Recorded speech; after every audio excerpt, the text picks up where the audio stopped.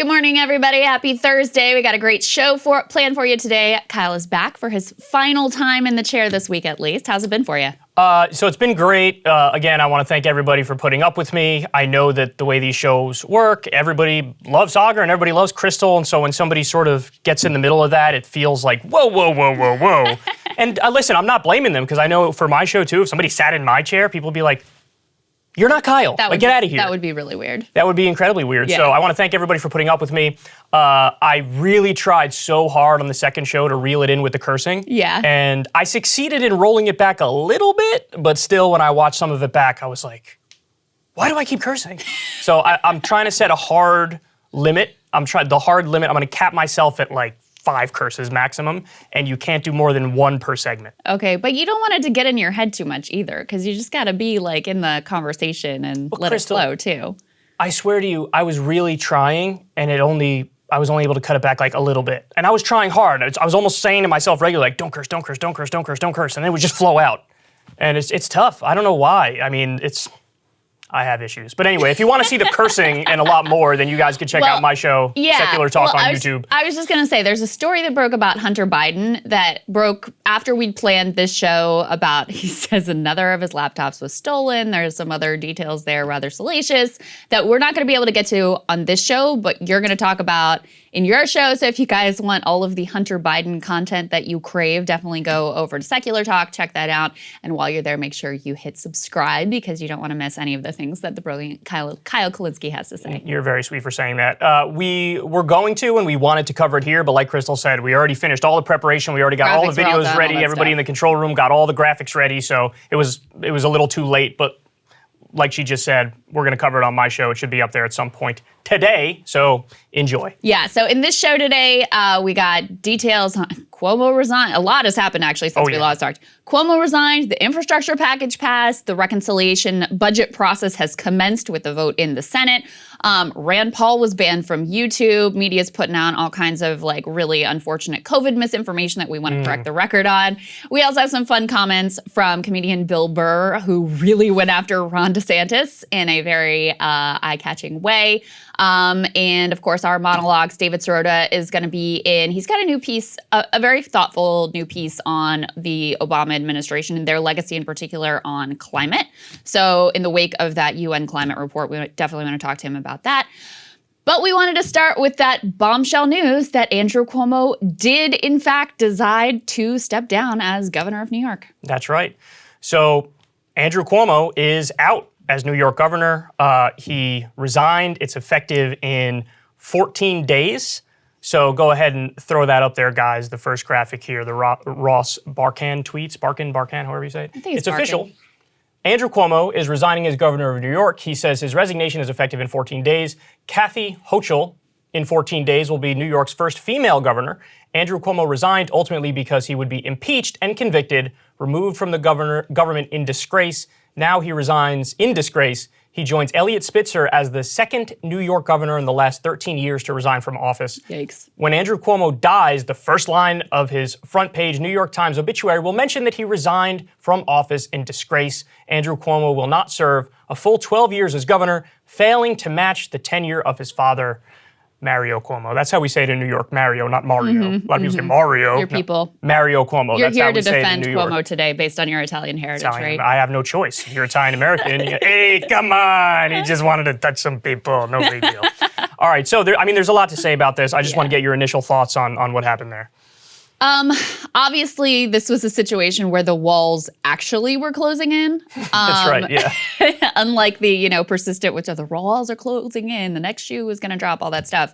He saw the writing on the wall that he was going to get impeached. And so he was going to be forced out regardless. He lost the support of literally everybody, including Joe Biden, who had been kind of a holdout and was taking a wait-and-see approach. His top aide, Melissa DeRosa, had resigned. Some of the reporting says that was a real gut punch. I mean, she was one who was there, like, basically backing him up and helping him to smear the women and being the enforcer and all of that. So I think that he saw this as the best way for him to go out on his own terms and frankly, and this is other people are speculating this too, I think he believes that maybe if he goes out this way, there's a possibility of a comeback down the road. Whether or not that's the case remains to be seen, but memories are very short, so I wouldn't rule it out. The other thing that I would say, this is a point Marianne Williamson made, which I think is really important, is, this guy was challenged twice in a Democratic primary by Zephyr Teachout and Cynthia Nixon, who are both treated as hysterical and crazy and fringe lunatics, et cetera, et cetera. And there were even tweets during, when Cuomo was celebrated last year for his quote unquote COVID leadership, which of course turned out to be abysmal and abhorrent, tweets about we're so lucky we ended up with Andrew Cuomo. We could have had Cynthia Nixon. How terrible would that have been? Hashtag experience matters or whatever. So I also think those women deserve a lot of credit for standing up to this guy before it was cool, because we knew for a long time that he was a bad leader, an asshole, a bully, abusive, all that stuff. None of this has been a secret. It's just finally now those chickens came home to roost. That's right. So let me just say, pat myself on the back a little bit here because I voted for both of those women. Good job. So a little bit ahead there, but it wasn't too hard to tell that Cuomo was kind of abysmal in a number of ways. And just to underline one of the points you made there, that is why he did it. The only reason he resigned is because they absolutely had the votes to impeach him and to force him to resign. Yeah. So he got ahead of it. This way it's a shorter news cycle. It's not dragged out. And it looks like New York might move ahead with impeaching him anyway, even though he's out of office, which is, kind of interesting and worth mentioning. Didn't know that. So, in his resignation video, he keeps going back and forth, Krystal, between I didn't do it, this is a witch hunt, I'm just Italian and handsy, and this is what we do in our culture. He says that half the time, and then the other half the time he says, well, I did it, and I learned from it, and I apologize. So he's got this contradictory message, and when you get specific, when you go, case by case, what he does is ignores or swats aside the worst allegations, and he thinks the weaker allegations where maybe it is just old school affection, those are the ones that he sort of harps away on and hones in on. And he also said in his resignation speech, policy is done on Twitter now. And as somebody pointed out on Twitter, they said this is effectively like him blaming cancel culture for, having to step down. The story got big on Twitter. Incredibly thorough Attorney General report from a fellow Democrat. Yes. Who was previously a supporter of yours. That's exactly right. So it's also disingenuous. He also was pretending like he was being altruistic in his resignation speech. I'm doing this for the people of New York because I care so much about the people of New York. And it's dude, reel it in. Everybody can see through what you're doing here. Now, he's also going to potentially face criminal charges. That's right. From a couple of these women. And now there are more women coming out even after the fact. Yeah. Even at this late date now, there are more women coming out. So, he's in a lot of trouble. Now, you mentioned Biden before. I want to go ahead and show this video of Biden reacting. If I may, Mr. President. Ironically, Mr. President. one of the Democrats through the years that you spoke with about infrastructure the most was Andrew Cuomo, who is resigning, who announced he's resigning today. You had traveled New York with him when you were vice president to the launch of the reconstruction of LaGuardia. He was someone who supported your campaign early on. No, you called on him to resign. No, you condemned the alleged behavior. But you're someone who spends a lot of time with mayors and governors. How would you assess his 10 and a half years as governor of the state? In terms of his personal behavior or what he's done as a governor? What he's done as a governor. I thought he's done a hell of a job. And, both on everything from access to voting to infrastructure, the whole range of things. That's why it's so sad. So he's done a hell of a job, Krystal. That's what he said. Now, I will say there was a point in time where you could have made that argument because he did get $15 minimum wage in New York, and he did get some watered-down semblance of a free college bill. Even those, after being pressured for years and resisting calls from activists to do those things, finally when it's dramatically publicly popular and there's no risk to it, he accedes to what activists have been pushing him to do for years and then takes all the credit. So even on those ones, I give him half a cookie. Right, and not only that, but Biden mentioned infrastructure there, and as we've learned from previous reporting, he actually did a terrible job in some ways. They they changed the name of what's called the Tappan Zee Bridge in New York to the Mario Cuomo Bridge. And so people were like, hey, that's a little weird. You're the governor's son, and you're going to, be involved in changing the name to your dad's name. So right up front, that's weird. But also there was a scandal where the bolts that they used on that bridge were failing and weren't correct. Cool. And they tried to cover it up. Cool. And so if you want to talk about infrastructure, you can't talk about infrastructure without bringing up that story. Even on infrastructure. He was a failure. That's right. No, I mean, this is part of what irritates me is that there's still this narrative of like, well, he was a great governor. Totally understandable that the media lionized him, during COVID and all of that. It's just, it's just the sexual harassment stuff can't stand. When in fact, I mean, in some ways, all of the routine, disgusting, inexcusable harassment was in some ways like the least of the terrible things that he did. Oh, I mean, the nursing home? Oh my decisions, God. which should be in prison. Which, killed a lot of elderly citizens based on his decision making. I mean, that just is what it is. And look, I do want to say, and I always say this, it was the beginning of the pandemic. People were making a lot of decisions fast. But then, even after he makes this terrible decision to put COVID positive elderly people back in nursing homes, which turned into, some of the worst sites in terms of disease and ultimately death, then they covered up the numbers. And this is another thing, like that report was already out there. Letitia James, AG, a Democrat who previously had been Cuomo's supporter, had already done that investigation, which showed that he dramatically undercounted the nursing home deaths. Now we're learning that it looks like they dramatically undercounted overall deaths in the state of New York, passed a law that was written by industry lobbyists to protect nursing home executives from any sort of liability for any, terrible or abhorrent or negligent decision making. So to make the case on any level that this guy was a good governor outside of just the most surface, shallow, performative metrics, like you gave a good press conference that you got an Emmy for. Let's not forget that. That was a ridiculous event as well. Like, it's just absurd. And I actually do think that this plays into why he decided to go ahead and resign. Because if he protects that narrative, that it was just, he's a little too handsy with people, a little old school, then that helps and everybody forgets about the nursing home deaths, forgets about writing the book, the $5 million advance book with state resources, the VIP treatment for his brother and everybody else, forgets about all of that stuff and only remembers like, he was too handsy. Then he does have a shot at a comeback, frankly.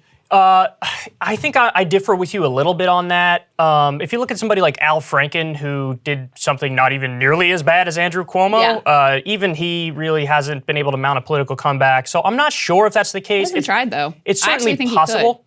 I mean, it's possible. I don't want to be definitive on this. All I'm saying is I'm agnostic on that point. But there's a couple other things I wanted to mention, too.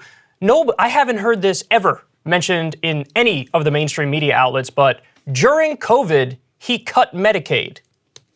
He cut health care during a pandemic. So for anybody to say anything about how wonderful he's been on COVID with the nursing home stuff and this, I mean, it just makes absolutely no sense. And then also, on one of the most important issues to me, he was beyond atrocious. And that issue is corruption. So he set up the Moreland Commission, which was supposed to look into corruption and investigate it. And then the committee started looking into his allies and him, and then he immediately disbanded. Which, I mean, that says everything right there. I mean, it's like, do it against other people, but not against me. And then Cuomo's right-hand man, his executive deputy secretary, and his campaign manager in 2014, this guy went down for $320,000 in bribes. A federal jury convicted this guy. So, I mean, that's like old school mafia-style politics. I'm allowed to say that because I'm Italian, so I should attack him on those grounds. So, yeah, it's Krystal, he's just a mess. And, good riddance. Yeah, absolutely. I mean, and actually there's more to and I'll get to them in my monologue. You're going to talk about that more in your monologue. Mm-hmm. One thing that did give me a little bit of personal satisfaction was New York Times, I think we have this tear sheet, dug into his book sales. And remember, this dude got $5 million to write this terrible book, American Crisis, Leadership Lessons from the COVID-19 Pandemic. There was a bidding war to get the rights to this book, to be his publisher. And even before all of the scandals got picked up by the mainstream media, the sales were pathetic. fewer than 50,000 copies, which again, this book, they put so many millions of dollars, not just in his pocket, but also to promote this thing. This dude was getting free press all over the place on his brother's show and everywhere else. And still everyone was like, we don't have any interest in this book. How many books did you and Saagar sell? I don't know exactly the numbers, to be honest with you, but was it more than him? It was more than him. It was more than him. I love that. That is the perfect cherry on top for the end of this story. I did take a little personal satisfaction. Oh my God, you and Saagar should be. Thank you guys. That's appreciate phenomenal. that. But yeah, and now there's questions of like, I guess he got $3 million of the advance, and the other 2 are supposed to be forthcoming. There's question over whether he's gonna. Usually there are clauses that they can kind of hit like a number. Not that you have to hit a number, but if it's something like if your actions, bring shame upon the company, that's not the language, but it's something like that, then they cannot give you the rest of it. So questions over whether he's going to get that or not. And then the last piece we have for you here, as you mentioned before, we already know his executive assistant, the one who says that he reached under her blouse and grabbed her breast. She is suing, has filed a criminal complaint. And Lindsey Boylan, who was another aide, who also is the one that they went to extraordinarily lengths in cahoots with the leadership of the Human Rights Campaign and with the leadership of Time's Up, an organization that is supposed to be dedicated to supporting victims of sexual assault. So he engaged in a cover-up and an entire campaign to smear Lindsey Boylan. So she also is planning to sue him. So not a happy future looking like for Mr. Andrew Cuomo. And meanwhile, his brother continues to be on vacation because of his birthday, or so he says. I think that says it all, Krystal. I think that says it all. Another big thing that happened since we last talked to you is that the bipartisan infrastructure bill passed through the Senate with a pretty astonishing number of supporters. It passed through the Senate 69-30. So there were 19 Republicans that voted along with all of the Democrats to pass this thing through. I think we have a tear sheet from CNN to that effect. So $1.2 trillion bipartisan package. Now, sometimes you'll see different numbers. So it says down there at the bottom, in total, deal includes $550 billion in new investments. The rest of the money is money that was sort of like already sitting there. Just a reminder, we've gone over this before, but it's $110 billion in roads, bridges, and major projects, $66 billion in passenger and freight rail, $65 billion in the electric grid, $65 billion in internet access, broadband internet access. I'm personally very happy about that one. $39 billion to modernize and expand transit systems, $7.5 billion to build a national network of charging infrastructure for electric vehicles, also $55 billion for water infrastructure, including money to replace lead pipes, which the fact that this hasn't happened already and that we required any sort of negotiation to get that done is astonishing. But anyway, that's where we are. The other thing that's interesting here is, we brought you, Trump really came out hard against this package because he realized that this was something he tried to do and failed to do. That Biden is getting it done when he didn't, and he's showing like Democrats and Republicans working together because they're all obsessed with that idea. He sees this as damaging to his prospects if he wants to run for president again. So he called this the Green New Deal and made all sorts of like insane accusations, et cetera, and told Republicans to vote against it and didn't even come close to keeping the Republican Party in line with him. Mitch McConnell went so far as, and we have a tear sheet for this as well, as praising Joe Biden for his role here. He says, McConnell said, there's nothing to back you up like the promise of a presidential signatory if you're in the same party as the president. And so I think the president deserves a lot of credit for getting the Democrats open to reaching a bipartisan agreement on this bill. He also said, infrastructure is popular with both Republicans and Democrats, true statement. And he said the American people divided sent us a 50-50 Senate and a narrowly divided House. I don't think the message from that was do absolutely nothing. And if you're going to find an area of potential agreement, I can't think of a better one than infrastructure, which is desperately needed. What do you make of all this, Kyle? So there's a few things here that I think are absolutely fascinating. Like you said, the vote was 69-30, which is absolutely overwhelming. Not in a million years would I have predicted that you could get a vote that much in Biden's favor. Yeah. So just to give everybody an idea of how weird this really is, let me give you some of the names. So we have Susan Collins of Maine is in favor of it. That's not crazy. She's viewed as probably the most moderate of the Republican senators. But then you have Lindsey Graham, who's not anybody's moderate. You have Chuck Grassley, who is super conservative. Mitch McConnell, who's the Grim Reaper himself and who only represents corporations. It's amazing. Lisa Murkowski, again, one of the moderates. Rob Portman, Mitt Romney, Thurston Howell III himself. Tom Tillis, who's a hardcore right-winger from North Carolina. So, listen, I'm speculating now, but I'm curious your thoughts on this as well. The question is, how was Biden able to make this happen? And my best guess is he really is an old school backslapping politician where he makes those personal connections, he calls them into his office. Now, he doesn't necessarily do the carrot or stick approach, but he might just do the carrot approach. And my guess is he said to these various senators, what do you want? Tell me whatever you want, and I'm going to try to deliver on it in this bill. If you want, investment in your state in a particular industry, we're going to do our best to get it in this bill. I want to give you the opportunity for when you run for re-election, you can say, Tom Tillis, to the people of North Carolina, I got X, Y, and Z. I got X number of millions of dollars in investment in my state.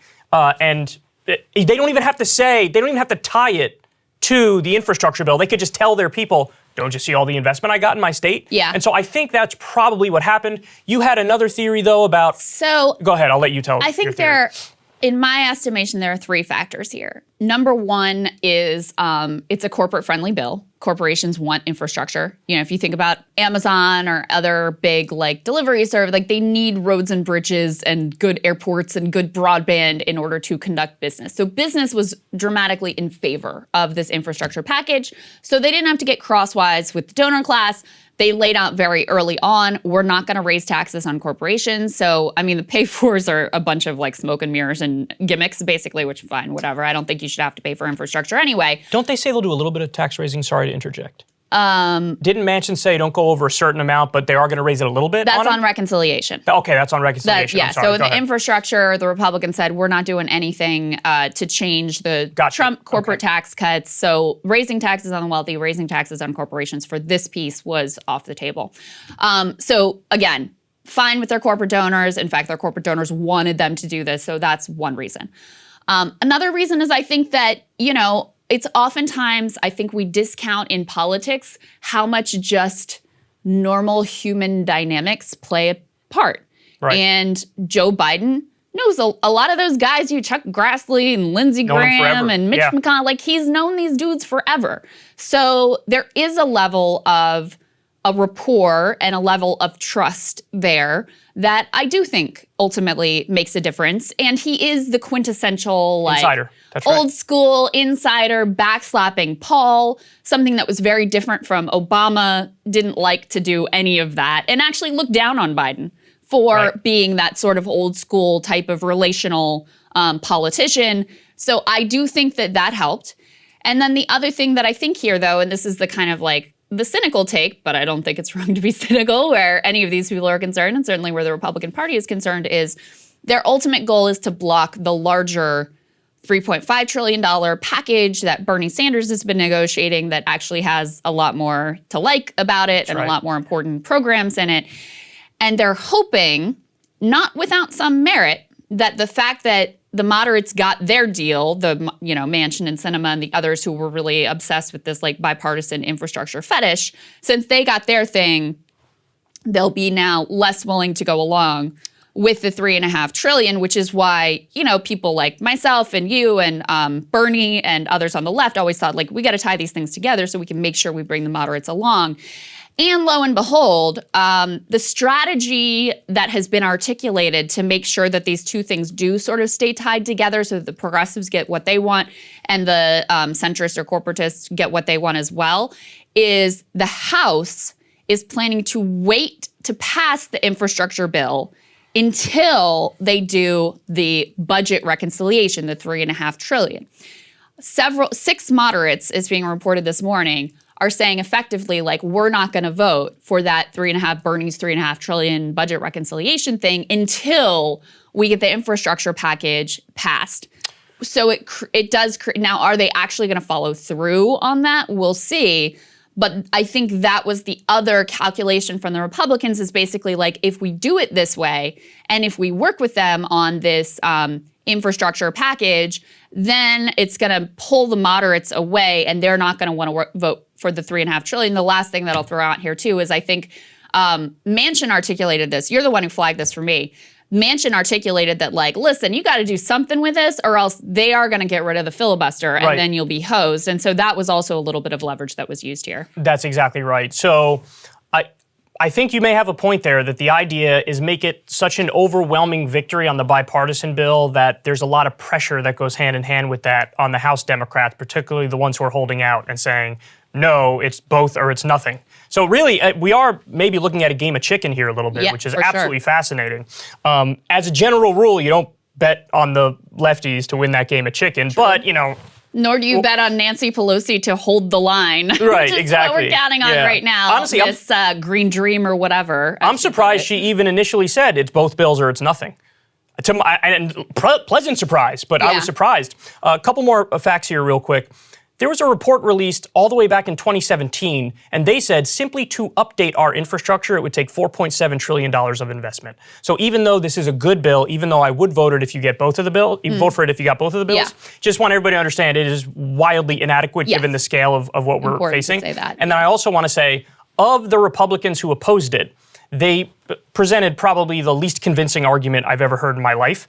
They said, oh my God, this is going to add about $250 billion to the deficit. Oh, please. Now, mind you, I was going to say virtually all of them, but I think it might actually be all of them voted for the 2017 Trump tax cut bill, where 83% of the benefits went to the top 1%, and that added over a decade nearly $2 trillion to the deficit. So, I mean, it's just, you know, I almost like, give me a better lie. Give me a better silly line as to why you oppose this. Because that is just a slap in the face and an insult to our intelligence. Well, and the other silly line that they gave that we covered the other day was like, this is Joe Biden's radical left woke agenda. Woke, right, exactly. Like, wait, how? Woke bridges. The real irony here, too, is that then the Republicans added a bunch of culture war amendments. Right, that's true. To it about defund the police and about critical race theory. So, like, that stuff wasn't in the bill, but then the Republicans were like, this is too woke. So, it's literally just roads and bridges, guys. It's not some woke agenda, but they had to layer in the culture war themselves. And by the way, the vote was 99-0 against defunding the police and for increasing funding for the police. Yeah. So, wait, but now flip it right back on them. So all the Republicans who said they're against this bill, wait a second. So now you got infrastructure plus more funding for the police and a promise not to defund the police. So now you're going to vote for the bill? Are you going to vote for it? The answer was no. Because Can't hear you. Just yeah, of course, the answer is no. Completely partisan. And of course, obviously, if this bill had been put forward by Donald Trump, they all oh my God, they would love it. Gone along with it. And by the way, I would have voted for it if it came from Trump or Biden. Doesn't matter. Yeah. But I do agree, though, that it should be both. It needs to be human infrastructure as well. Infrastructure bill, you're right to point out, it's like wholly inadequate. It does still contain some privatization schemes. I saw David Dayen is writing about the broadband piece as like, you know, continues indulging the broadband monopolists, and so not great on some of those points. But it also, some of the worst things did get stripped out. For example, they floated the idea of a gas tax early on, which is like just, you know, completely hits the working class in a terrible and unconscionable way. So they did take out some of the worst pieces. So I agree with you. As long as you are going to actually get something approaching the $3.5 trillion deal, I would have also voted in favor of this. So game of chicken is where we are right now, and we'll see what happens if Nancy Pelosi holds the line for us. That's exactly right. So, Krystal, why don't you go ahead and tell me a little bit about this new round of COVID misinformation that we're seeing? Yes, well, you flagged this. So let's throw Kyle's tweet up on the screen here.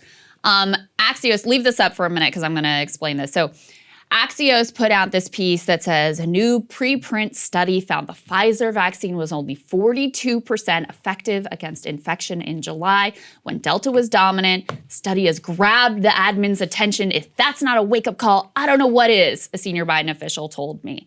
So leading with the most, continue to leave this up on the screen, leading with the most scaremongering part of this study you possibly could get. As you point out, however, the study is, number one, not peer-reviewed. Number two, if you read the article, it says, oh, lo and behold, Moderna's vaccine was 92% effective against hospitalization and Pfizer's was 85%. And also from the article, no data so far has found either vaccine's protection against severe disease and death is significantly less against Delta. So this is a consistent pattern that we're seeing. Liberal media knows what their audience, what's going to freak out their audience, the type of information that's going to titillate and scare the crap out of them.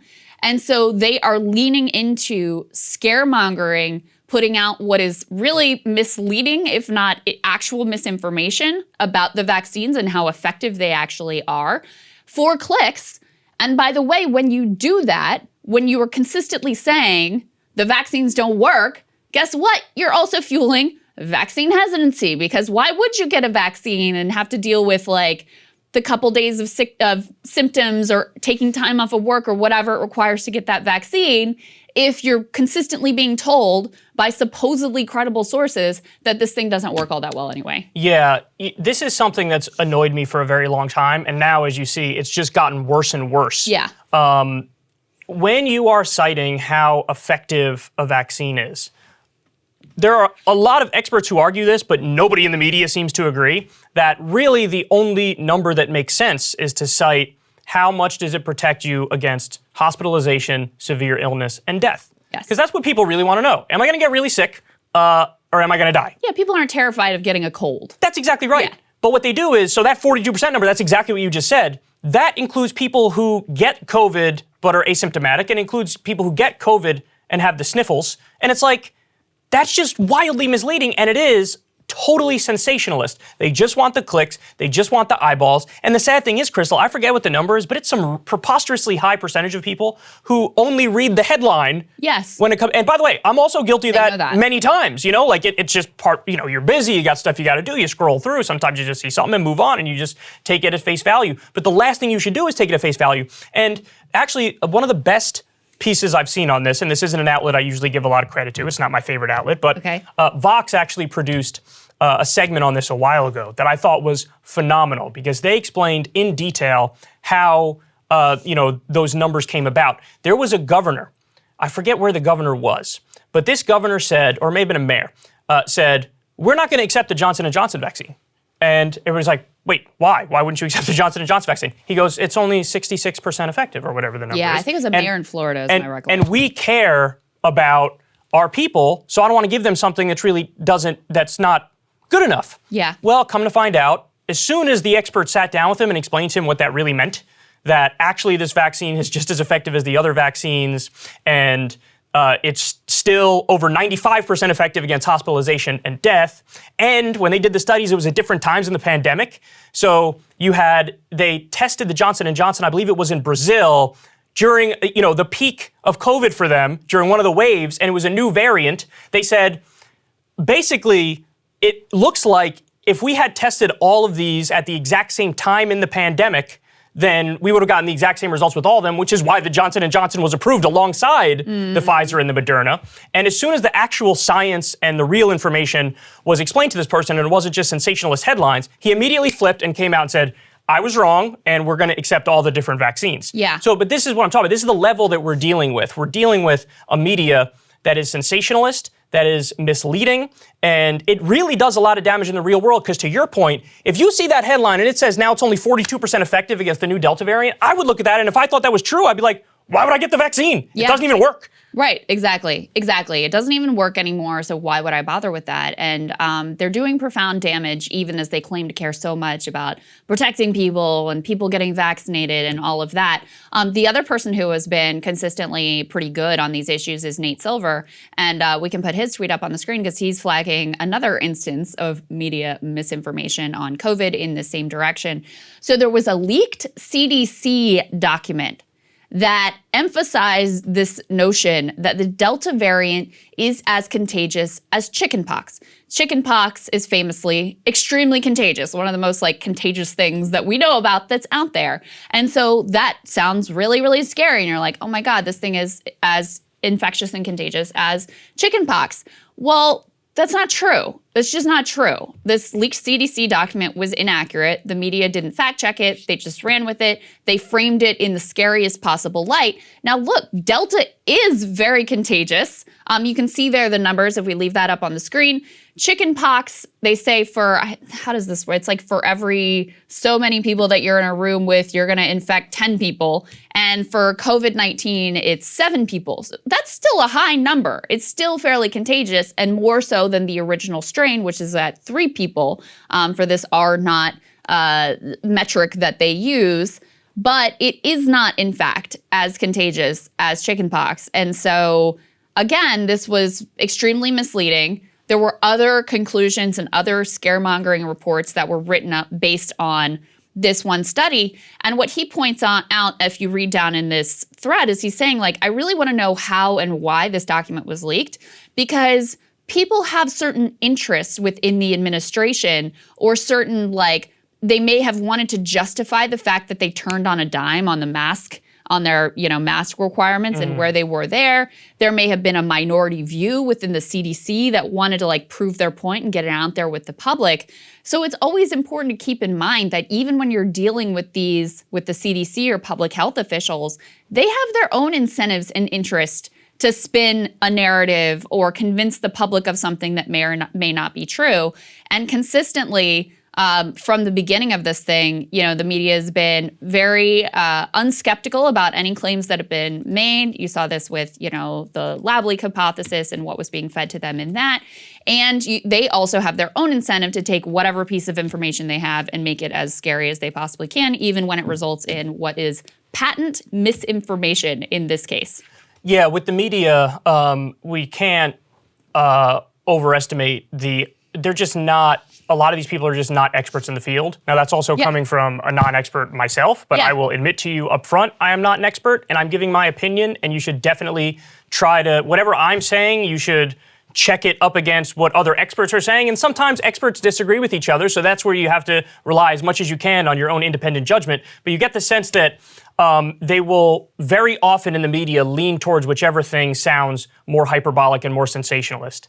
And it's a real shame. And you made a great point recently about long COVID and about the way it's been reported with how it affects kids, where there was this fear-mongering. Was it a New York Times story? It was a very fear-mongering story about long COVID in kids. And then when you actually look at the data, they were really overhyping what the problem was. And it's the mirror image, because now COVID has in some ways become a culture war issue.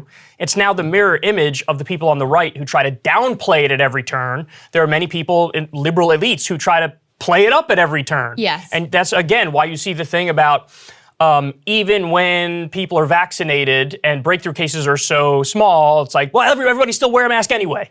And it's like, well, maybe, but at the same time, don't overhype and talk about how necessary that is when it's really not nearly as necessary as unvaccinated people wearing the mask. And they go way beyond, the thing with long COVID is they go way beyond where the science actually is. Yes, right. There hasn't been a proven causal link between these lingering symptoms. There are some questions about whether this is truly a result of coronavirus. Maybe it is, maybe it isn't. It just hasn't been proven out yet. So to take these few instances of extreme cases and then to show you some numbers, sort of cherry pick the numbers to convince you that, oh, this is a typical sequence of events. This is typical of what might happen to your kid too.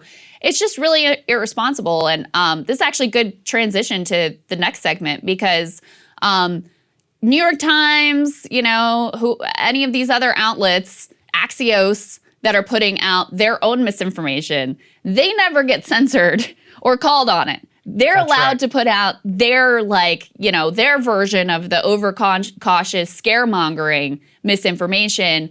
But Rand Paul, who recently did a video questioning the efficacy of cloth mats, had a very different experience. Yeah, so Rand Paul has been banned from YouTube for a week, or I guess suspended is the terminology that they're using, and they're claiming it's for COVID misinformation. So guys, go ahead and throw that first graphic up.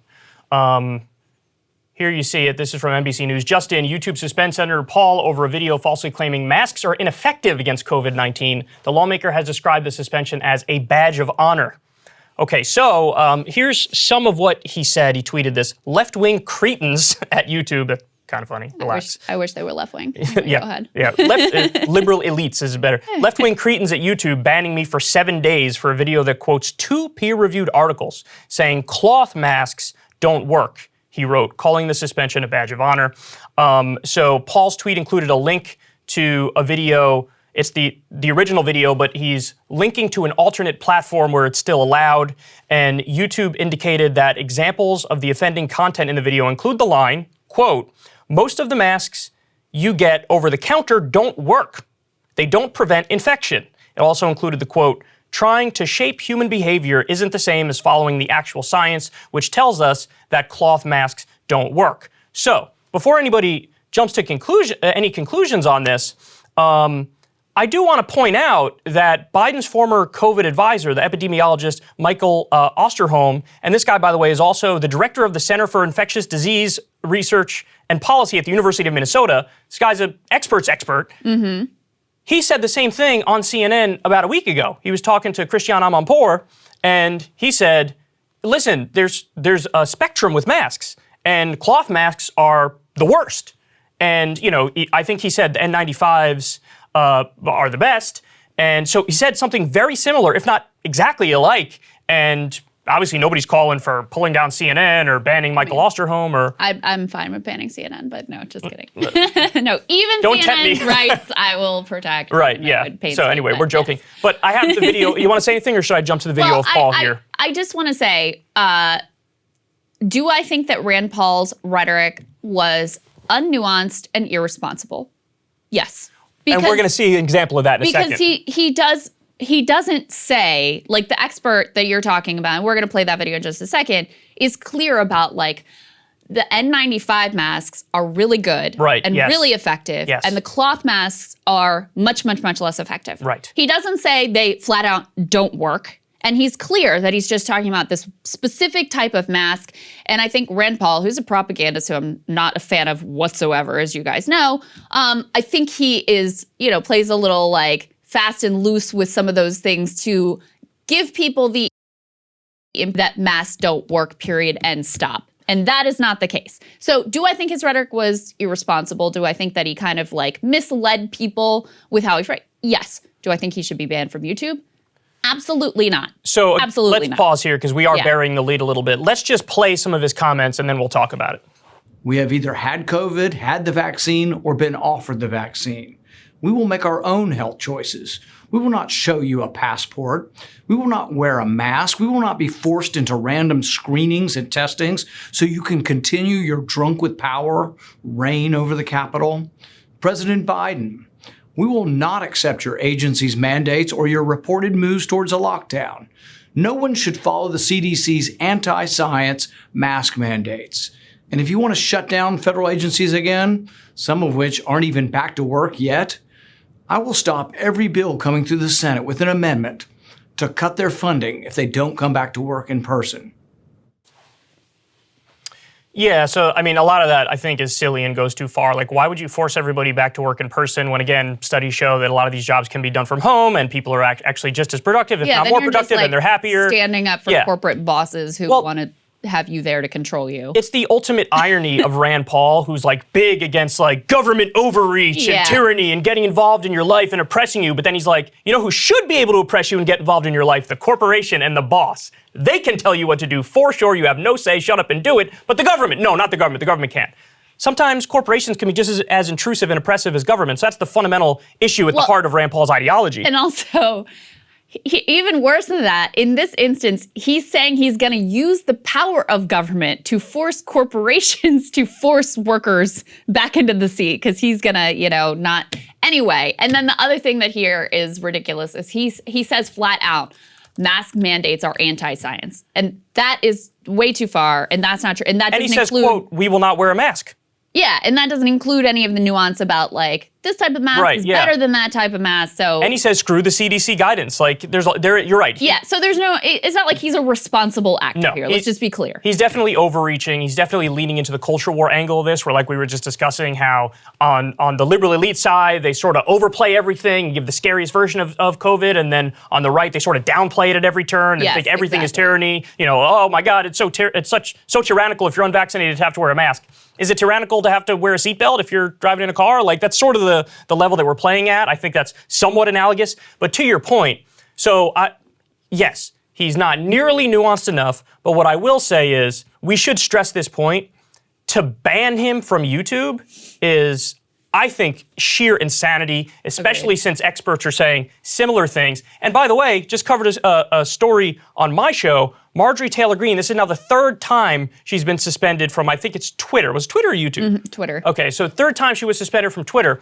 And for her, it's a similar situation. Like I think she's actually significantly dumber than Rand Paul. And so she worse goes, than the things she says, Yeah, so she goes way too far and just does flat out like COVID denialism and says things that are untrue. So in no way, shape, or form, I'm like semi-defending Paul on the substance of what he said. For Marjorie Taylor Greene, I'm not defending the substance at all. The one area where there's a tiny grain of truth is when she talked about how from the Wuhan lab, Fauci funded the Wuhan lab, and coronavirus, she said, is his baby. She phrased it like that. Way too definitive, but the grain of truth is, yes, there were grants from the U.S. government that went to the lab in Wuhan, so that's factual. But they banned her. This is her third time being banned. Apparently you get 5 strikes. But listen, man, you can't just say this is wrong, this is a conspiracy, or even this is a lie, so we're going to ban you, because that is the slippery slope of all time. There's a whole subgenre, for example, of like AIDS denialism. Now, do I agree with it? Of course not. But if you're going to ban misleading stuff on health, okay, then you have to ban that. If you're going to ban misleading stuff on health, you shouldn't be allowed to discuss any alternative medicine, because alternative medicine doesn't make the cut to be medicine, because the evidence is weak. So should we do that? Should we ban all talk of supplements? Because there were studies that supplements don't have the stuff in the pills that you buy at the store that they say is in it. It'll have like rice powder and soy powder. There was a big study on this. And also, even if it did have the stuff it says on the label, there's very little evidence that the stuff actually works for the stuff it says it works for. So should you ban all talk of supplements, all talk of alternative medicine, because, hey, we need to protect people's health? And then what do you do when there's a conflict? What do you do in the situation where the FDA approved an Alzheimer's drug where the board was like, this doesn't really work, we shouldn't approve it, and then the FDA was like, great, we're going to approve it. Yeah. So you have conflicting stuff. Should you ban people on one side or the other side of that issue? In a free society, you have to allow people to talk.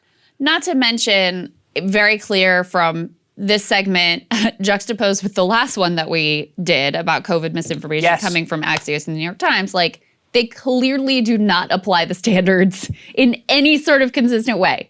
Because let's put Marjorie Taylor Greene to the side for a moment. What Rand Paul said is no more irresponsible, and possibly less irresponsible and more fact-based than the way Axios presented their information of a not even peer-reviewed study. Now, imagine that it was Marjorie Taylor Greene hyping some not peer-reviewed study on hydroxychloroquine or on ivermectin or one of these things, misinformation, banned, censored, all of that, okay? But when it's the New York Times, when it's Axios, when it's, they're saying it's the same as chickenpox, when it's not the same as chickenpox, and that's just flat out wrong, there's zero consequence. And it's not just like we're only talking about right-wingers getting censored in this particular segment, but I know you and I both covered plenty of instances where this gets applied to the left wing as well. You're only protected if it is, in fact, that you're like a mainstream liberal elite outlet. Those are the only ones who seem to be able to get away with whatever they want to say. And in a lot of ways, too, when those mainstream outlets put out scaremongering misinformation, it's far more damaging because they have such broad reach and they're imbued with this sense of cultural authority. So it does actually more damage a lot of times than the type of people that they are obsessed with censoring and banning. I think you're exactly right. To your point, it was every mainstream media network that pushed for the illegal and unconstitutional war in Iraq. Yes. And the fact is, everybody who was making the case to go to war at the time was stating misinformation or disinformation. Yeah. And so in a world that made sense where you have these perfect fact checkers who can determine what goes beyond the line and what's a conspiracy, well then every mainstream network would have been banned and there would have been like 3 alternative outlets left in the country. Yeah. You can't who will fact check the fact checkers? Who will watch the watchmen? There is no such thing as a ministry of truth that gets everything right all the time. So all the big networks push for an illegal war. MSNBC just came off of an orgy of Russiagate misinformation. Yeah. Should that entire network be banned? There's Syria misinformation. I remember when Brian Williams was talking about the beauty of our weapons. And this was under the Trump administration too. They launched a strike on I believe it was an airport in Syria based on total misinformation. And he's talking about the beauty of our weapons taking off and landing. Is that glorifying violence? Because they say they ban people for glorifying violence, right? But apparently when it's a state actor or when it's an official outlet, it's totally fine. Brian Williams is rather known for misinformation. That's exactly right. But even the whole idea of even banning conspiracies, okay, but then you can't stop where you want to stop. What about 9/11? What about JFK? Over half the country thinks the story we're told on JFK is not true. Should you ban any talk of that? I'm one of those people. What happens, what happens when there's a conspiracy that turns out to be true, like the Bay of Pigs, like the Tuskegee experiments, Epstein, COINTELPRO? What do? Y'all ban it because there's just no way to enforce this that's fair, that's just, that's reasonable. The least bad thing to do is to leave it as is, and the only time you take any action, it should be after an open and clear process, and it's because there's a direct threat of violence, or it's because there's doxing. But outside of that, hands off. We want freedom. Yeah, and there has to be transparency. There has to be an appeals process. Correct. And it has to be applied across the board, which is why, a lot of these organizations are complete monopolies and should be regulated as public utilities at this point. That's the exact right point. Some interesting comments on the mask wearing point from Bill Burr. You want to set this one up? Yes, I do. So Bill Burr, comedian Bill Burr, absolutely roasted Ron DeSantis in an incredible little portion of his podcast. Let's take a look at this video. DeSantis, whoever this guy is, and they have the most grumpiest looking photo ever. This guy is starting to build his stature in 2024. And he says he disagrees on mask mandates. These kids aren't wearing masks. The amount of people who not only don't even own a microscope or even have a pair of scrubs, unless they went to some Halloween party, who are literally questioning doctors. It's just, at this point, it's just hilarious. What do you know? These fucking piece of shit politicians. He knows that that's what his fan base wants him to do, so that's what the fuck he's going to do. Unbelievable. What's interesting to me, Krystal, is whenever there's somebody who is not like the typical, PC lefty going after somebody, it's easy to dismiss those people. You have pink hair, you're ridiculous, you overreach. But when it's Bill Burr, super politically incorrect, but also happens to lean left on a lot of things. Yeah. I feel like the criticism is so much more biting. Yeah. You just feel it more. Lands. You're like, oh, DeSantis is getting bodied right now. Yeah, that's really true. And it's worth providing a little bit of the context here of what he's reacting to that DeSantis actually did. Let me go ahead and dive into this. Let me show you guys this graphic here. So this is in NPR. Florida's governor says school leaders' salary may be withheld if they require masks. And then let me read you a little bit of this. As the majority of Florida's K-12 schools prepare to reopen campuses at full capacity this week, many of them on Tuesday, Governor Ron DeSantis announced that the State Board of Education could withhold pay from school leaders who implement mask mandates for students. The move to potentially punish educators follows days of controversy during which school district superintendents and school board members are seeking to comply with the CDC. They ignored an executive order from DeSantis banning school districts from requiring students to wear face masks. So, go ahead. You jump in. So listen, my kids are back in school this week, actually, in public school, and they are not required to wear face masks. And the area where I live, isn't in the midst of a gigantic Delta variant surge. So personally, for our county and, what's going on with my kids, I'm good with that decision. But what's so ridiculous about Republicans is that they're all about like, oh, they're anti-big government and freedom and all of that, until some liberal locality makes a decision that they don't like. Yeah. And then they pull the full like authoritarian force of the government coming down. And this is ridiculous. These are people who consistently argue for local control and the importance of that in a republic and all of this. But then in order to make some like weird political statement, you're not only going to ban school systems for doing what their school board, which is elected, and the parents in their community think is right for their children based on local conditions, but then you're gonna go that extra level of like punishing them and withholding their salary and all of that. It's just completely ridiculous. And the other thing that has always struck me as so weird is like, these are the same people who are not in favor of any kind of vaccine mandate or really like pushing people to get the vaccine, and they're skeptical of COVID. Like, if you want to make sure you don't have lockdowns and keep things open and allow these schools to be able to function, then you should be in favor of the type of protective measures like masking that can make sure that you don't have to go back into lockdown because there's like a breakthrough surge in one of these communities. Now, if you leave it up to the individual schools in Florida, my guess is most of them actually would do what DeSantis wants, which is just, they're not going to wear masks. Yeah. And that's fine. They have the authority to do that. But remember, DeSantis is purposefully going out there to say this so that you don't listen to the CDC guidance at the moment, because the CDC is saying it's probably a good idea if you guys want to do it. So, yes, I mean, it's just another clear example of when he thinks the decision is not going to line up with his own politics, then he imposes. And Burr hits the nail on the head, which is that he's not doing this because he really cares about masks or any of that. He's doing it because it's a political stunt. He wants to run for president. He thinks the base will eat this up. And this is the culture war issue, right? This is the culture war issue. And he's very good at this. He's done this a number of times. He did it with his like tech censorship thing, which had a gigantic carve out for Disney, by the way. But he his made protesting bill too. Made a big show of that. His protesting bill is another great example of banning certain types of protests and also making it effectively illegal for you to run protesters over with your car and making it a felony. Making it legal for you to run protesters over with your car. You said illegal. Oh, sorry. Making it legal. Everybody got it. Yeah. And then the last one this was really entertaining to see unfold, made it a felony to block a roadway with a protest.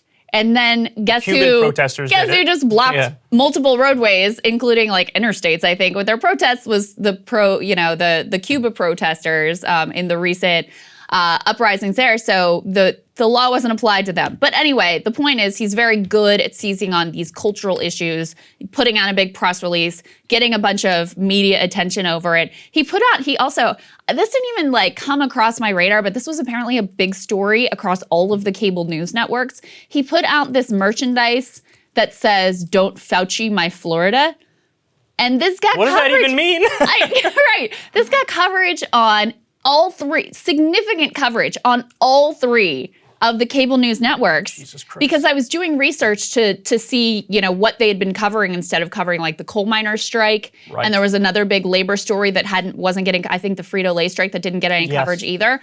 And so I was like, okay, well, what were they covering? And all three of them had done like multiple segments on this "Don't Fauci my Florida" merchandise. So he is kind of the king of like seizing on these stupid cultural issues and making a big show of it for a national base. I did see some poll numbers that say in the state of Florida, his approval rating is tanking. Is it? Wow. But nationwide, if Trump doesn't run, he's leading by a lot. He's leading in terms of the Republican primary. So politically, it's working for him. Yeah, and I guess the final point I want to make is that, listen, there's plenty of examples of like the experts and the doctors at every step of this pandemic being wrong. And so that needs to be said.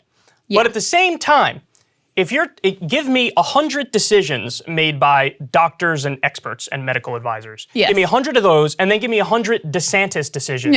When it comes to the field of medicine and health, and the overwhelming majority of the time, I'm taking the doctors and the experts and the medical people over Ron DeSantis, a Republican politician, and that's Burr's point. And Burr actually made this point. Yeah, listen, I love Joe Rogan. He's a friend of mine. He's great. But Burr actually made this point to Joe Rogan in a podcast with Joe Rogan when Rogan wanted to talk about COVID, and he brought some stuff up. And Burr's like, really? We're going to do this again? Listen, Joe, you're not a doctor. I'm not a doctor. We're done with this. And Joe was giggling because Joe knew. Joe's contrary to what a lot of people believe, Joe's actually a really smart guy, and so you could see in his eyes that he was like, of course I know that I'm being silly and I don't know what I'm talking about. But Bill Burr was basically like, then let's nip this in the bud. We're done here. I don't want to talk about this. I don't know anything about this. Let's do a fart joke instead. Yeah. I do a terrible Bill Burr impression. I thought that was pretty good, You liked actually. it? Oh, yeah, wow. That was better than what I could pull off. So there you go. Low bar. Okay. So, Krystal, why don't you go ahead and tell us what you're looking at today? As we've been discussing here, Democrats this week voted to advance a budget resolution that officially launches that reconciliation process. Now, the top line price tag is $3.5 trillion, and the budget instructions will now go to all of the Senate committees for a bunch of additional haggling. In September, sometime thereabouts, legislation will likely, less than $3.5 trillion, will emerge to be considered and further haggled over. The Senate version will then be reconciled with the House version, and we will all be here to see what remains after Manchin, Sinema, the so-called problem solvers caucus, and the Senate parliamentarian have had their say. In other words, this process is just beginning, and there's some pretty good reason to be concerned. A lot of not just nice to have or important to have, but absolutely critical pieces of the bill might just be left on the cutting room floor. For example, Senator Manchin has already threatened not just to extract his pound of flesh here from the $3.5 trillion bill, but to potentially blow up the whole thing entirely. But this isn't another monologue worrying about Joe Manchin or Kyrsten Sinema or the problem solvers, terrible politics, or even the complete mania of letting the Senate parliamentarian dictate what can and can't make it through. For one moment, let's assume the very best case scenario, that we actually end up with the full reconciliation package. That would include the renewable energy standard, universal pre-K, free community college, lowering the Medicare age, and all of the other truly laudatory things that Senator Sanders fought to get included. And by the way, I do think he deserves a tremendous amount of credit for making the starting bid here as good as it actually is. So in the very best case scenario, how should we think about this bill? Now, when Kyle and I spoke with Professor Richard Wolff on Tuesday, he put it into perspective. If this were to pass as is, which is a big if, but if it were to pass as is, would it be the biggest fundamental transformation of the American economy since the New Deal? Yes, it would be since the New Deal. But that's the crucial caveat that you've given there. We are in a crisis that is much worse in ways I'll mention in a minute than the New Deal. But we're proposing something which is the best since the New Deal, but is modest compared to the New Deal if you understand the scope. In the New Deal, we fundamentally changed the economy. We created Social Security, unemployment compensation, the first minimum wage, a federal jobs program employing millions. That was a staggering transformation. Compared to that, this one, which is the biggest since then, is still, relative to the economy, modest. And that's the problem. So FDR's genius was recognizing that the U.S. didn't just need to plug some holes or shore up some existing programs, that an entire reorganization and rethinking of the economy at that point was necessary. He famously wrote at the time that it was, quote, time for the country to become fairly radical for a generation. He recognized that if he didn't make the economy work for working people, then an actual revolution might happen, bringing to power communists or a fascist or someone else. So don't let right now Joe Manchin or anyone else convince you that all is going well for working people in America. Would a nation in which all is well have elected Donald Trump and, by the way, be contemplating electing him again? Of course not. Inequality has never been higher. Addiction and overdose deaths have never been higher. Suicide rates have never been higher. And life expectancy has been declining for years now. Last year, it dropped to the lowest level since 2003. So do we need a New Deal? Yes, we do. Is this program, as conceived, a New Deal? No, it's not. Even at its very best, it doesn't even catch us up to where the rest of the developed world is in terms of a social safety net, let alone lead the way in rethinking what a new economic model might look like. But there's another consideration here which comes into increasing focus with each passing day. A new economic model must include a radical change in our approach to the climate. It is absolutely clear. The climate is warming, the consequences have arrived, and they are even worse than we thought. The planet has already warmed 1.1 degrees Celsius, and the resulting fires, droughts, and floods are going to get worse for the next 30 years. That's no matter what we do. We're also on track to quickly blow past the 1.5 degrees Celsius increase that scientists have long identified as a crucial tipping point for the future of the planet. The track we are currently on would have us warming the planet by between 5.5 and 11 degrees, that's Fahrenheit, over the next 80 years. However catastrophic you think that would be, it would be worse.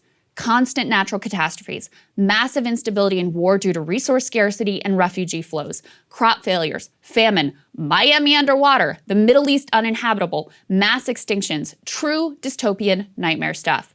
Now, we should have acted 30 years ago, or 20 years ago, or in the Obama years, and if we had the kind of gentle changes that are being contemplated by the Biden administration, might approach being sufficient. But we didn't do that.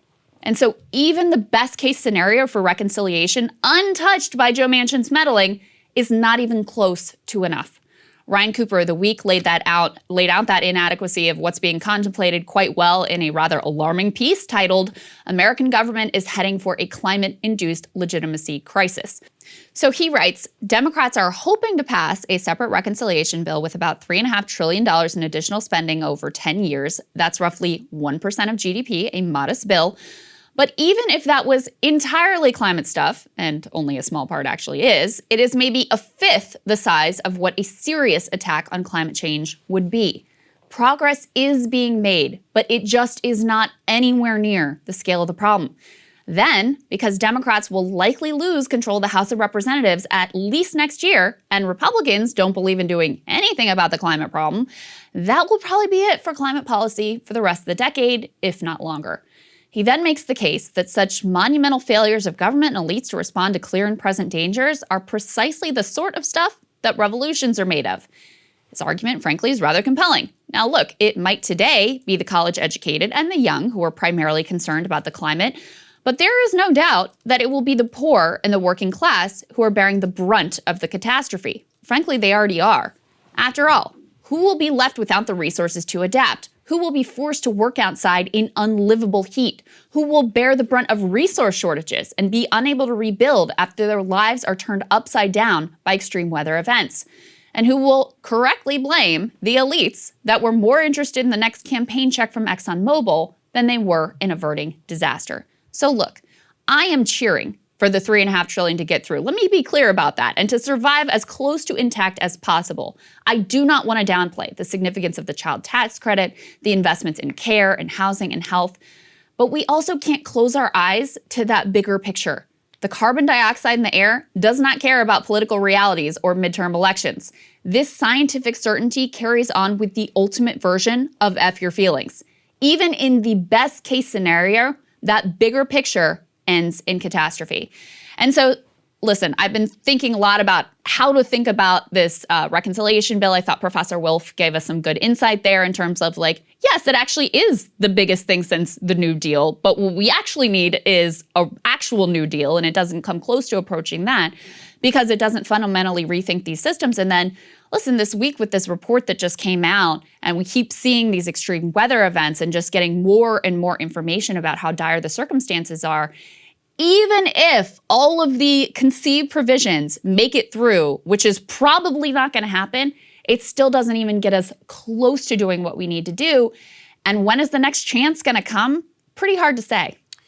So to bolster your point, FDR, before he passed, gave a speech where he called for a new Bill of Rights, and it was basically an economic Bill of Rights. And that Bill of Rights was far more comprehensive and far more far-reaching than this bill that's being proposed today in 2021. So in a way, we haven't even caught up to where we whatever were at year the time. he proposed that at the time, exactly. So, I mean, I will say this, though. It is more, because Bernie negotiated it, Yeah. it is more than what I would have ever expected from a Biden administration. But the point remains, and this is your overarching point, it's just, objectively, it's not enough given the scale of the crises that we're facing. And in some ways, I have a little bit of a pessimistic and doomer view, which is, you brought up like revolution there. I've always said this, it ain't gonna be no revolution. We have way too many good distractions. You know, we look outside, we see the coldest place on earth, Siberia, is on fire, and then we go watch Netflix, and we go watch YouTube and Twitch, and you know, we go do fill in the blank with whatever your hobby is. And so I don't think there's going to be a revolution. I think we're going to sort of drag out longer and longer, and of course that becomes more and more catastrophic and apocalyptic as time goes by. And I would say, if you really wanted to be bare minimum serious about the scale of the problems we face, you would need to do these things. Medicare for all, free college, abolishing student debt and medical debt, a living wage, universal basic income, and totally transition off of fossil fuels within the next decade. Yeah.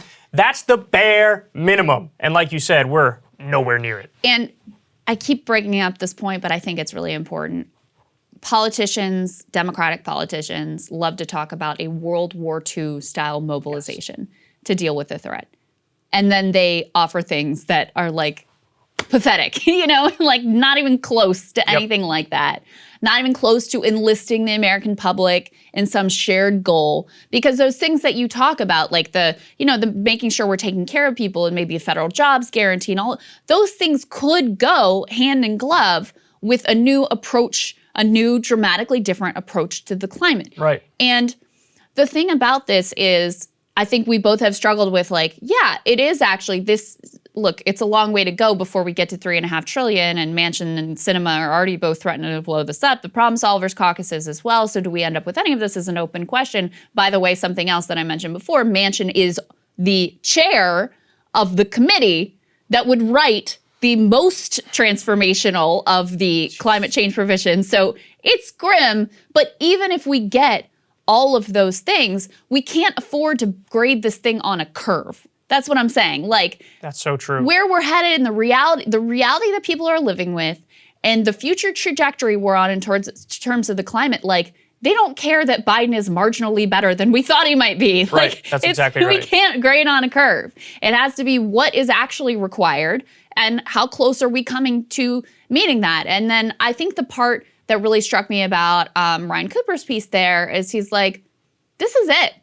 Yeah. Like, in terms of significant sort of social safety net or welfare legislation, and in terms of significant climate legislation, this may well be it for a decade, because I think, and I think you probably agree, that Democrats are almost certainly going to lose the House in the midterms.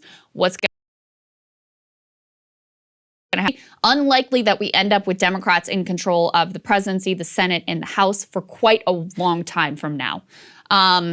So if you don't get it done now, consequences be damned, it's not happening. And that's the part of it that really kind of landed with me this week.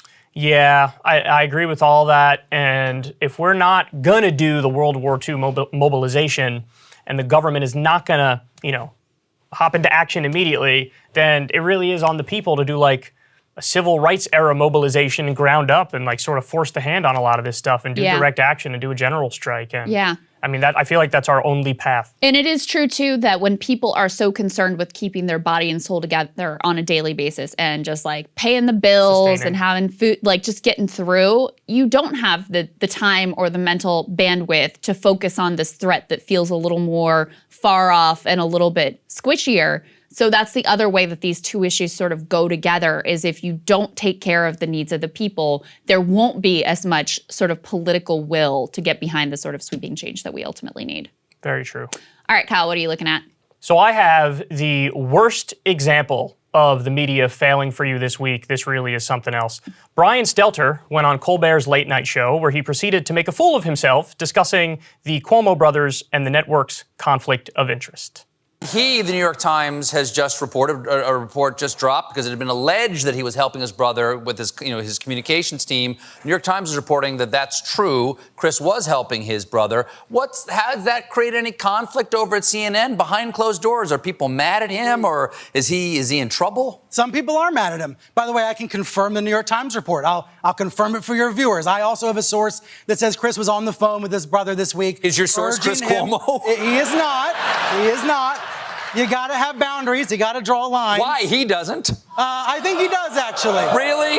I think Chris does. I don't know about the governor. What are the boundaries? I think Chris does. What are the boundaries? The boundary that CNN management presented to him in May when they admitted he screwed up. They said, what you did was inappropriate. You were on the phone with your brother's aides advising them on what to do, and that was inappropriate. But they said, of course you're going to talk to your brother. There's nothing more important. But he didn't talk about his brother once the trouble started. He said, I'm not going to talk about my brother. And that was also a management ruling. And so why didn't they rule that way when his brother was on the show pretty much every night during the COVID crisis? I think it's really complicated. That seems like an odd conflict of rules. It is an odd conflict, but I don't think if we open up the journalism ethics book, there's no page for this. It's the craziest set of circumstances you can imagine, right? A governor and a brother, both in these high-profile jobs.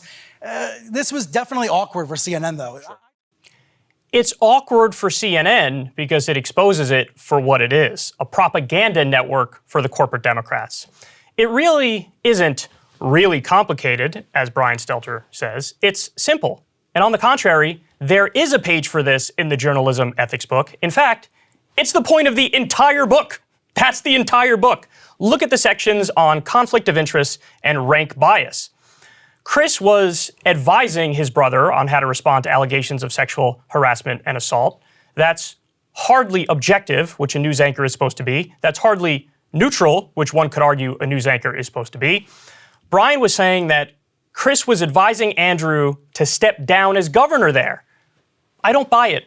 I highly doubt it. And what's really happening here is Brian Stelter is trying to save whatever tiny scraps of his reputation, of Chris Cuomo's reputation, remains, and Stelter is helping him launder his image back into polite society. And my guess is he's sitting there crossing his fingers, hoping that he doesn't get axed. So Brian said, quote, I think Chris does have standards and boundaries he won't cross. A claim so preposterous, it even made liberal elite ally Stephen Colbert recoil in disgust. That's really something. CNN said, what you did was inappropriate to Chris. This is what we're told. But they 100% signed off on it. CNN banned Cuomo from talking about his brother, so understand that he was allowed to do propaganda for him, but he can't accurately report against him.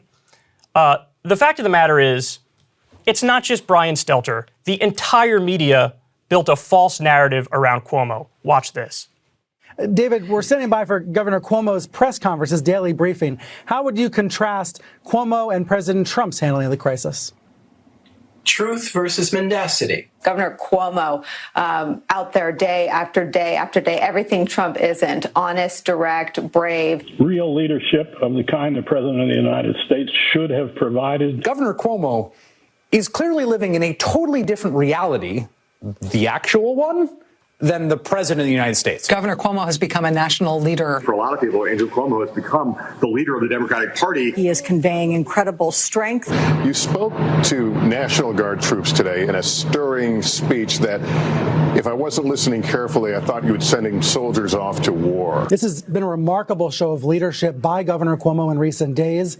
He's providing hope, but not false hope. Governor Cuomo, I think, is one of the heroes on the front lines. With all of this adulation that you're getting for doing your job, are you thinking about running for president? Andrew Cuomo, who has a daily television show now and has become in some ways the shadow president. Maybe Trump is just a little bit mad that Governor Cuomo has become a kind of acting president. Dealing with hardship actually makes you stronger. That's what Governor Cuomo said earlier today. That's what I'm going to go teach my kids right now at home. Speaking about the delicacy of the nose. And that's what, you know what, I understand. This is the normal swab I'm holding up here now and for everybody at home. A very valuable object. There's only one company in the entire country that makes these up in Maine. All right, here's the swab. Is it true that this was the swab that the nurse was actually using on you, and that at first it went into your nose and disappeared, so that in scale, this was the actual swab that was being used to fit up that double-barrel shotgun that you have mounted on the front of your pretty face. See?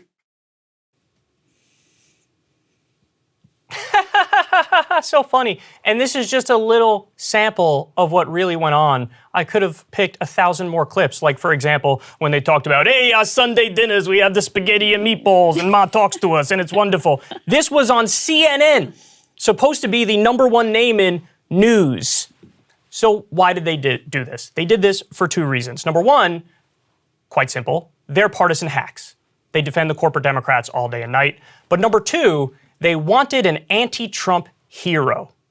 And so they fell for the theater and pushed the theater on everybody else. They built this narrative on vague character traits that they projected onto Andrew Cuomo. But I'm here to give you his real record. His real record is as follows. He made the executive decision to send COVID-positive patients back to nursing homes, leading to countless deaths. He lied and covered up the true death toll from COVID in all of New York State. He gave immunity to nursing home executives so they couldn't be sued. And he allowed the industry to write the law. He made $5 million from a book about how he led New York through COVID when New York was actually hit hardest in the nation at the time. He gave his family and allies VIP treatment and access to COVID tests when they were really hard to get. He created the Moreland Commission to investigate corruption. Then he disbanded it when it looked into his allies and, by extension, him. A federal jury convicted Cuomo's right-hand man, Executive Deputy Secretary and campaign manager Joseph Percoco. They found him guilty of accepting more than $320,000 in bribes. He cut Medicaid, Andrew Cuomo did, during the pandemic. Cut health care during a pandemic. These are the facts. Some of these things were even known while the media was lionizing him as a great man and a great leader. The perpetual failure of the media is a reminder that just because they have billions of dollars and name recognition and the veneer of respectability does not make them good at their job. In fact, much smaller independent YouTube shows like Breaking Points and like my show Secular Talk can run circles around them. And guess what? That's not because we're so good. It's because they are just that bad. So, Krystal. I think we're also that good. But anyway, go on. You think we're also that good? I'm a silly man who makes fart noises and curses like a sailor, as many of you have correctly pointed out over the past few days. But yeah, I mean, listen, this is just one of the saddest media failures we've seen in a long time. I mean, it can't get worse than the Iraq War, pushing for an illegal, unconstitutional war based on lies, not holding the government accountable, pushing their lies for them. It doesn't get worse than that. It doesn't get worse than Russiagate. But, I mean, it's just a failure at every level. And I'm astonished that Cuomo hasn't been fired. Even Stelter hasn't been fired, the media watchdog who just does propaganda for his own team all day long. So how has it gotten to this point? He's not going to get fired. I mean, this is going to get him a promotion. That's why he's doing this, is he gets to... Same with the Iraq War. Everybody who pushed it got a promotion. Run and cover for CNN PR team. He's doing exactly what he's supposed to be doing. So that's not going to be any problem for him. It's actually even worse because...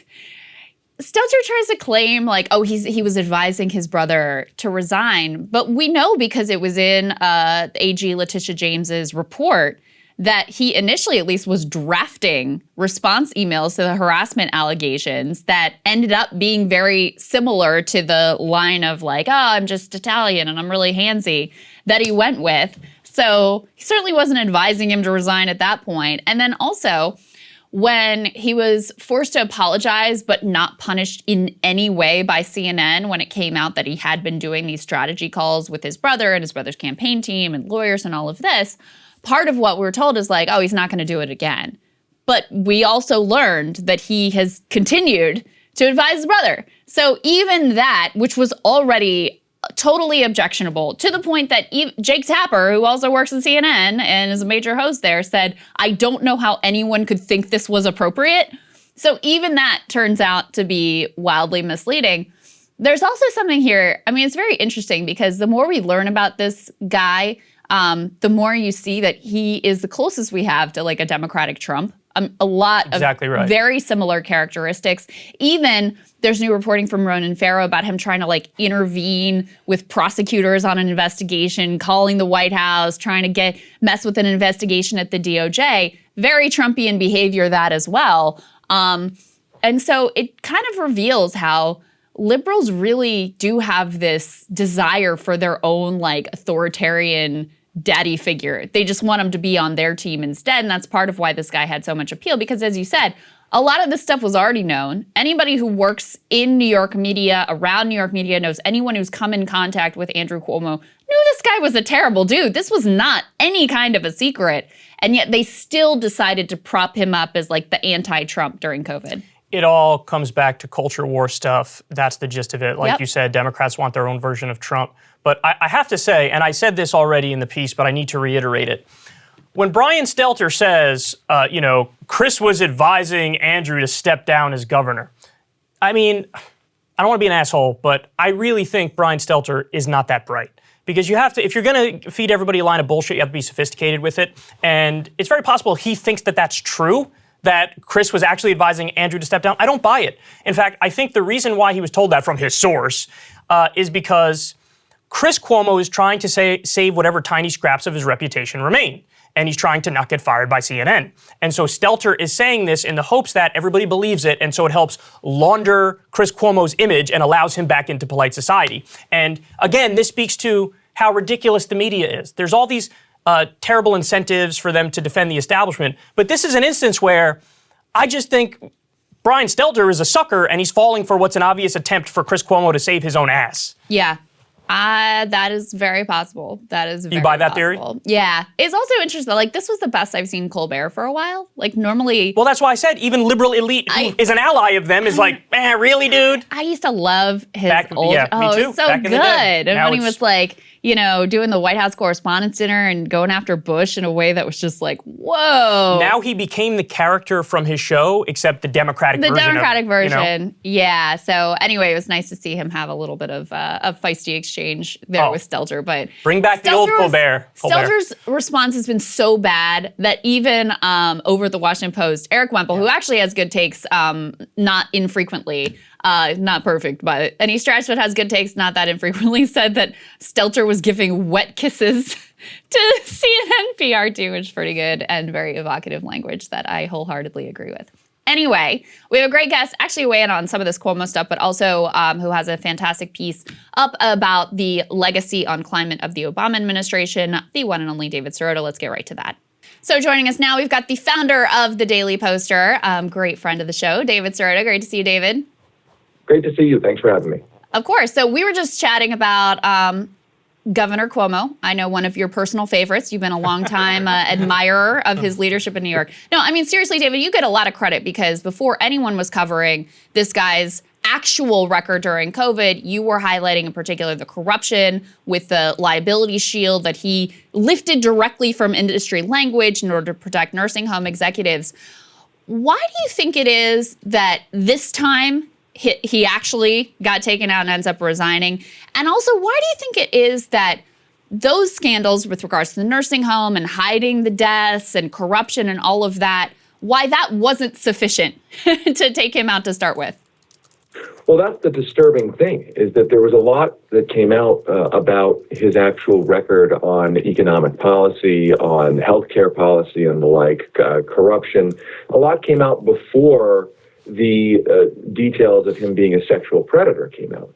And the law enforcement apparatus really did not move against him, and the political apparatus really did not move against him until the sexual harassment stuff all came out after the other stuff. So the question is, have we actually normalized all of the other stuff? I mean, have we actually sent a message? Has the political system and the governmental law enforcement system sent a message that, hey, if you bury the data on nursing home deaths, if you give corporate liability shields to your nursing home industry donors, all to get a $5 million book deal for yourself, is that all okay? right? I mean, and I think when we walk away from this and we look at this, I think the answer is that the political and government and law enforcement system basically said, yeah, that stuff is fine. Being a sexual predator is not fine. Now, look, it's good news that Andrew Cuomo is being forced from office because of those the details of him being a sexual predator. Like, that stuff is what he did was really, really bad. But I think the question is, why was the other stuff okay? And I would suggest that part of it has to do with the fact that if you go after Andrew Cuomo for what he did on nursing home issues and corruption and doing favors for his donors, then the political system itself is essentially scandalizing and criminalizing a lot of stuff that that the system itself has been involved in. In other words, a lot of those members of the legislature, for instance, who might want to impeach him or would consider impeaching him over the nursing home issue, in some ways, they were complicit too, right? I mean, the Democrats in the New York Assembly, they got a lot of money from the same healthcare interests that were given a legal liability shield for what they did in the COVID disaster. So to go after that would be to potentially open up other scrutiny of other people in New York politics. And so it was kind of swept under the rug. So, David, this is a pretty simple question, but do you think he would have gotten away with everything else in the long run if there wasn't the sexual harassment stuff? Because I was reading last night, and you actually wrote a lot of the stuff that I was reading, but there was an investigation is an investigation ongoing into what used to be called the Tappan Zee Bridge, and now it's called the Cuomo Bridge because they used the incorrect bolts, and the bolts were breaking for the bridge, and they tried to bury that. So could he potentially have gone down for something like that? Could he have gone down for the fact that his right-hand man and former campaign manager went down for over $300,000 in bribes? Could he have gone down for the nursing home thing? What's your take on that? Well, look, there's a lot of scandals in Andrew Cuomo's past, and he's managed to basically just muscle through them. And I think we live in an era where politicians have realized that if they just don't say anything and they just stay put, they can essentially power through scandals that used to take down other politicians. Now, I don't know what would have come out in a federal prosecution investigation with subpoena power. It's not clear what would have come out in a full impeachment inquiry and an impeachment process. So it's hard to say whether he would have survived. But my point is that we saw during the COVID, the last surge of the pandemic of last year, that he was considered a rising star and portrayed as a great hero in the media as that nursing home situation was unfolding. And as whistleblowers in the New York legislature, people like Assemblyman Ron Kim were blowing the whistle. And essentially, the political system, the media system, didn't really care about those alarms. It just continued forward portraying him, Cuomo, as a great hero. So I kind of think that what we've done is we've normalized a level of corruption that really defines politics in America today. I mean, and to be clear, look, Chris Christie proved this before, right across the bridge in New Jersey, right? Chris Christie had that huge scandal. Now, granted, it hurt his favorability ratings, but Chris Christie remained in office through that entire scandal and just kind of muscled through it. And so it leaves us with the idea that if you're a politician who does really, really awful, scandalous things, in a lot of ways, you can just sit there and essentially muscle through it. Yeah, and still to this day, to the point that, when President Biden is asked, well, putting aside the sexual harassment stuff, did he do a good job? Oh, hell of a job as a government. That's what Biden said. That's right. I wanted to ask you, David, to lay out a little bit more of this latest piece you wrote about Obama and climate. We've been covering here a lot this week, the UN climate report that came out that really laid out just how dire the situation truly is, how far we've already gone down a very ugly path, some of the damage irreversible, the floods and the droughts and the wildfires we're experiencing now, going to continue no matter what we do for the next 30 years, the ice that's melting, all of those things going to continue for even longer. That's not to say we can't act and forestall the worst possible outcomes, however. And you're talking about how, look, we had another era of Democratic control, and we had a chance at that point to act earlier and get a handle on these things. And not only did we not act, but we did the opposite of that under the Obama administration. Just make the case for us. Yeah, I mean, I think this is something we really have to remember right now, because there aren't going to be that many moments. This may be the last moment where you have Democratic control of Washington, so actually a chance to pass real things on climate, because when the Republicans are in control, I mean, that is a party of climate, a full, explicit climate denialism. But we have to remember that during the Obama era, there was one way you could look at the policy of the Obama era was another form of climate denial. I mean, there is a clip of Barack Obama only 3 years ago demanding an audience thank him. He said, "That was me, people," that's the quote, when talking about record oil production, record fossil fuel production during the Obama era. He gave a speech in 2012. In Oklahoma, touting all sorts of drilling records that were being broken, all sorts of pipeline infrastructure construction levels that were unprecedented, that he was presiding over and that he was supporting during his presidency. And there wasn't much Democratic pushback, at least not pushback to change that policy. So the point is that if you actually look at the Obama administration record on fossil fuels flooding into the world market, lifting the crude oil export ban and the like, it was a record that if we repeat at this point of Democratic control of Washington, we're essentially doomed.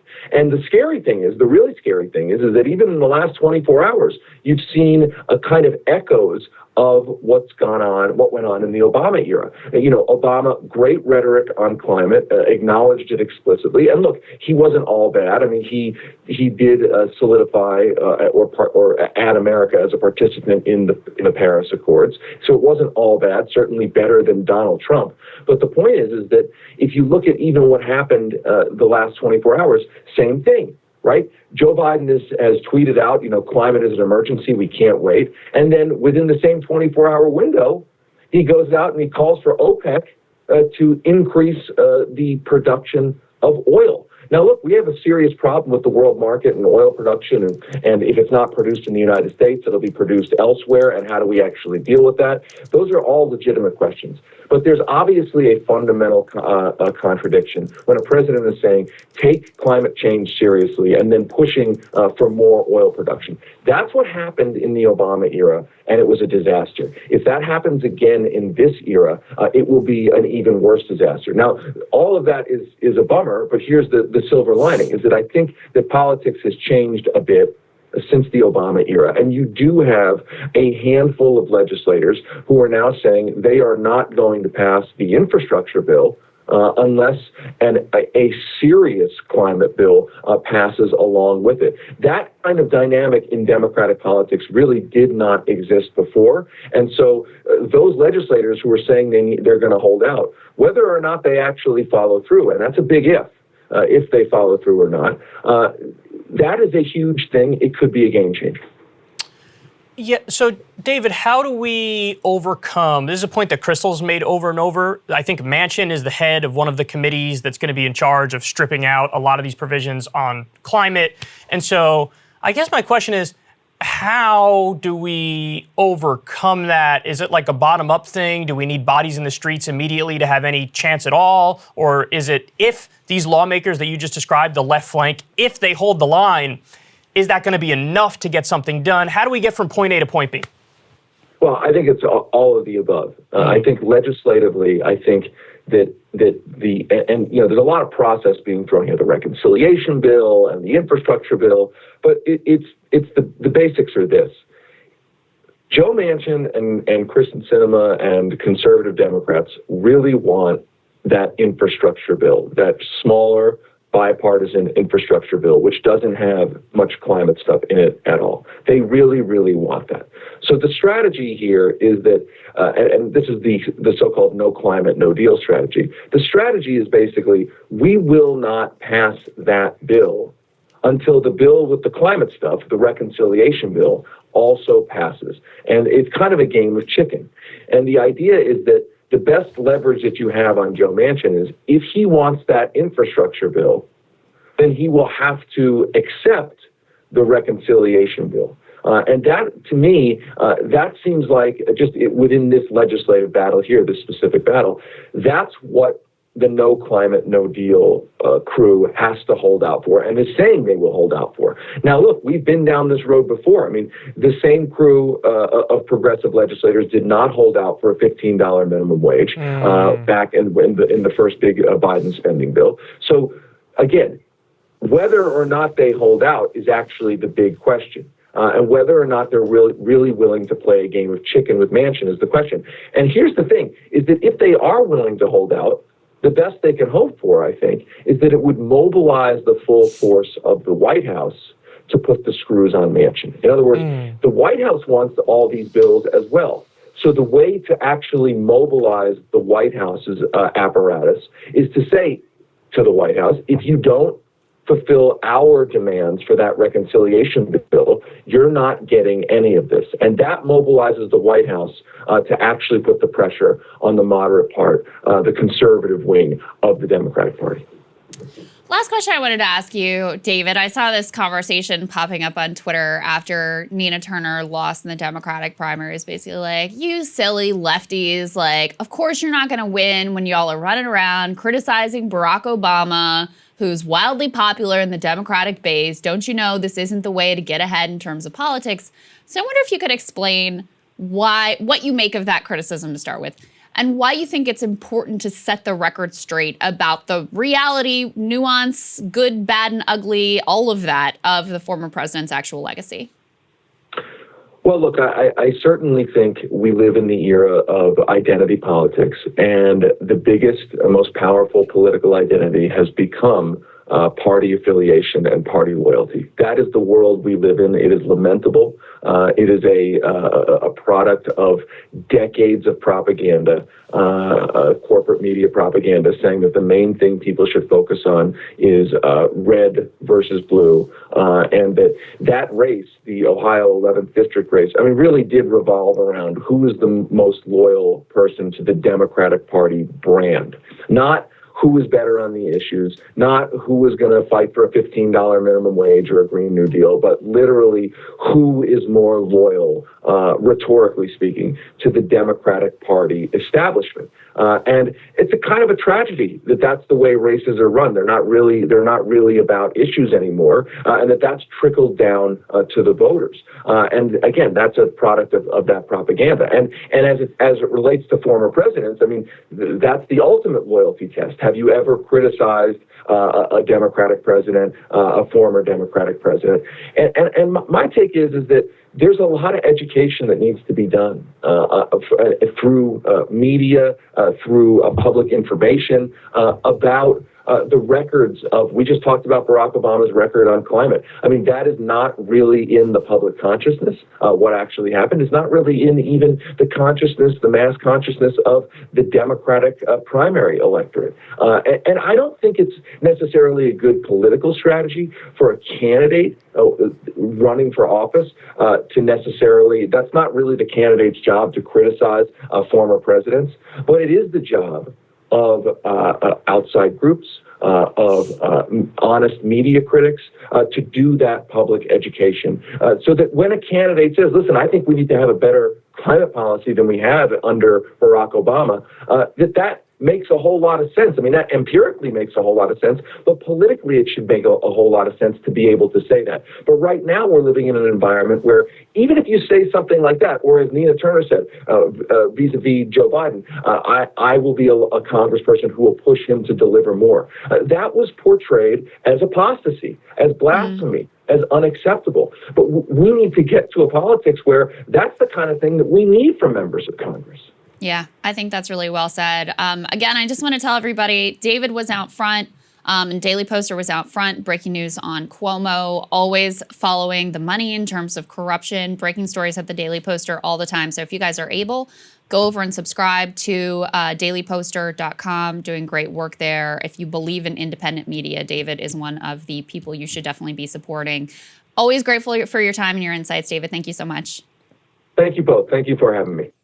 And thank you guys for watching this week. As always, if you also want to support us, $10 a month, become a premium subscriber. You get the videos an hour early. You get to help us say screw you to mainstream media. And actually this week, you get a premium member-only interview with Kyle Kulinski. Ask you some questions about how the week went and your process and all that good, all the things that you guys want to need to know. Normally, we do an Ask Me Anything with myself and Saagar that premium subscribers get, but since Saagar's not here, we're doing that instead. Thank you for doing this week. It's been fun. So it's my pleasure. Again, I want to thank everybody out there for putting up with me. I know that people are fiercely loyal to the content creators that they support. So when somebody sits in the chair, it's always controversial. So again, thanks to everybody for putting up with me. I apologize if I cursed way too much. I tried so hard to reel it in. Maybe I was a little bit successful. You guys will be the ultimate judge of that. But if you don't mind, just real quick, a shameless plug for myself while I'm here. If you like me cursing like a sailor, please check out Secular Talk on YouTube. That's my channel, where we also, by the way, we post clips from Krystal, Kyle and Friends as well, which is my podcast with the brilliant and lovely Krystal Ball. And so, you'll see me cursing in every video, and you'll see me and Krystal Ball talking to, amazing people like Noam Chomsky and Cornel West and Bernie Sanders, who you just had an awesome interview with, and many others. So again, thanks everybody. I really appreciate it. And it's my pleasure to fill in for Saagar whenever he wants to go and have a little getaway. Yeah, there you go. Yeah, go subscribe at Secular Talk. We've got Stephen Donziger on Krystal, Kyle and Friends for a long interview to talk about the way he's being smeared and attempted to be destroyed by Chevron, so you don't want to miss that. Appreciate you guys. Love you guys. Enjoy the weekend. We'll have some great content posting over the weekend as well, and we will see you next week. And assuming all goes well, Saagar will be back next week as well. Enjoy, guys.